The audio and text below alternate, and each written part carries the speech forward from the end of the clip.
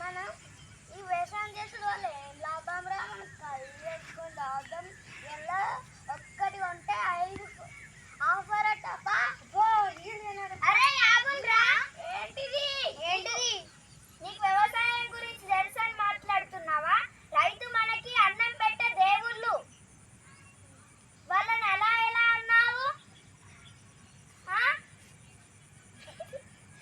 ఇవాళ నుంచి నేను రైతు లెక్క మారిపోతాను. కళ్ళు జోలికి అస్సలు వెళ్ళను అక్క. కళ్ళు కళ్ళు అని పేరే ఎత్తాను అక్క.